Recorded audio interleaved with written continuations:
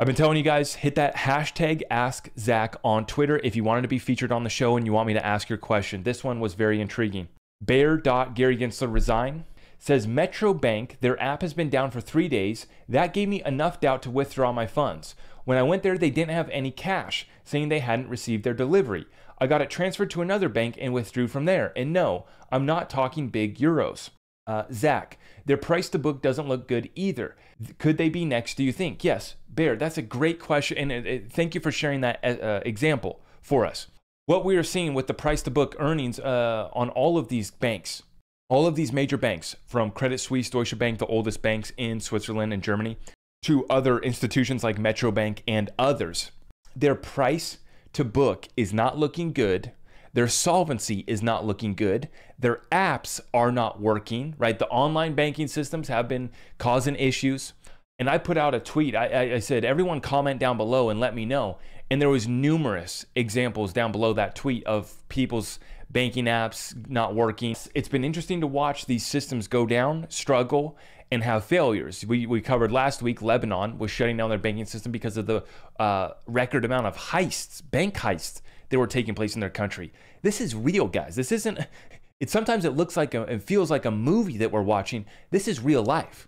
I mentioned in my Discord group this morning that I think that the bank heists and similar acts are going to continue, specifically talking about the precious metals vaults. Not only are these banks going to be under attack, people are going to, want their money, want their cash out of the system.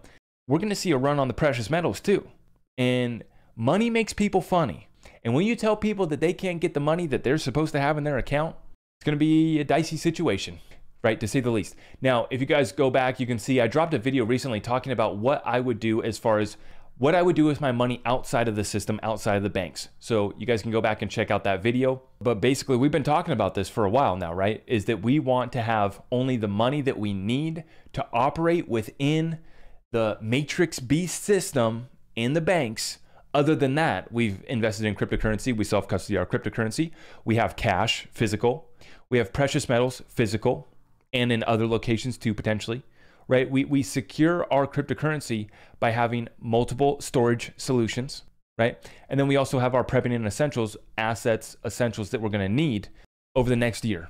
We've been prepping, and it's not just for the hurricane coming through town, it's for the systems going down, it's for the liquidity crisis that we're now seeing. And this is why I said, for me, I'm not worried, PayPal gonna shut us down for misinformation. This platform's gonna do this and that. We've already beat them. We already have assets outside of the system, okay?